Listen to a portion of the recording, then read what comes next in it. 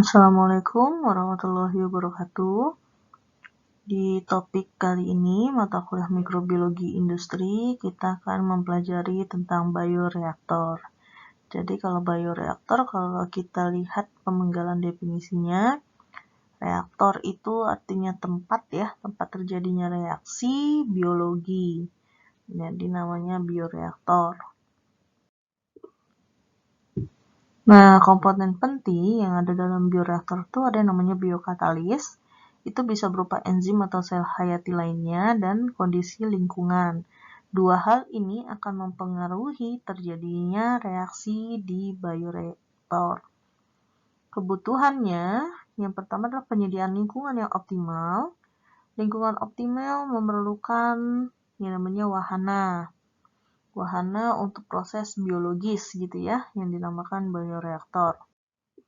Nah, definisinya ini adalah yang tadi kurang lebih sama, peralatan atau wadah di mana di dalamnya terjadi transformasi biokimia dengan adanya aktivitas sel, mikroba atau enzim. Fungsi dasarnya untuk memberikan lingkungan yang terkontrol, baik suhunya, pH-nya, oksigen terlarutnya, dan lain-lainnya. Gunanya untuk pertumbuhan mikroorganisme dalam menghasilkan produk yang diinginkan.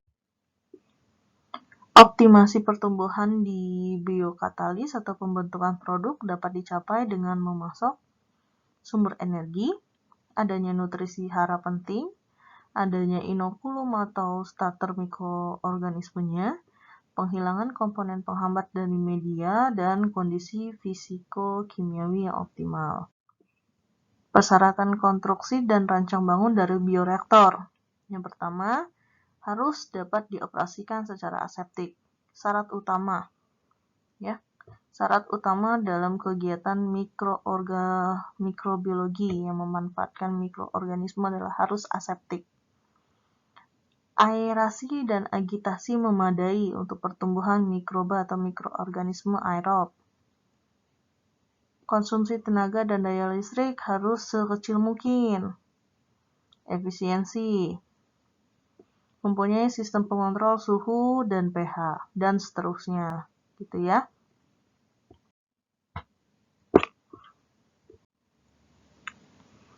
Untuk tipe bioreaktor, itu ada berdasarkan 3 hal. Kalau berdasarkan agen biologisnya, ada bioreaktor mikrobial, bioreaktor enzim. Tapi kalau berdasarkan kebutuhan prosesnya, itu ada yang namanya aerobik dan ada yang namanya anaerobik. Kalau berdasarkan dari aerasinya, ada kultur diam, labu gosok, ada bioreaktor berpengaduk, ada kolom, airlift, dan seterusnya. Nah, reaktor kultur diam itu dapat didefinisikan seperti ini, silahkan dipelajari. Gini ya. Gunanya untuk kalau yang kultur diam jenis flex, itu untuk sel jaringan hewan skalanya kecil. Nah, diinkubasinya secara horizontal untuk memperluas permukaan. Kalau yang perluplas itu contohnya untuk fermentasi teh kombucha.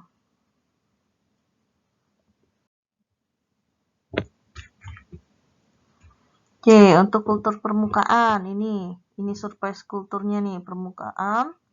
Ini O2 transfernya dan di sini liquid mediumnya. Oke ya. Contohnya untuk pembuatan asam sitrat oleh Aspergillus niger. Ini labu kocok seperti ini. Ya, dipelajari.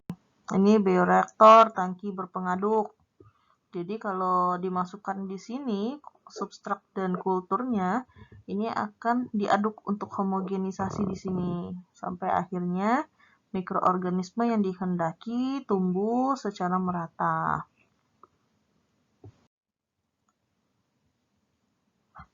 Ini yang bioreaktor untuk skala laboratorium dia kurang dari 10 liter. Terbuat dari gelas pirek.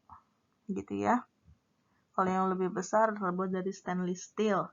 Kenapa pakai gelas Pirek atau stainless steel? Karena diduga bahan dari gelas kaca atau stainless itu adalah bahan yang minim kontaminasi dari mikroorganisme, jadi mensterilkannya mudah gitu ya. Nah, ini geometri standar tangki berpengaduk dan seterusnya. Ini bisa dipelajari ya. Tolong ditambah referensinya. Oke. Dan seterusnya. Ya, ini adalah bermacam-macam jenis bioreaktor yang umumnya digunakan dalam proses fermentasi ya, baik skala lab maupun skala industri. Nah, ini contohnya yang sistem pengendalian tadi ya. Ini agregator nih, klasifikasi mini karakteristik radial dan aksial. Ini sebagai tambahan informasi ya. Oke, dan seterusnya. Oke, silahkan dipelajari. Semoga dapat membuka wawasan sedikit tentang macam-macam bioreaktor di dunia industri yang melibatkan mikroorganisme dalam pembuatan produk barunya. Sekian, sampai jumpa di pertemuan selanjutnya. Wassalamualaikum warahmatullahi wabarakatuh.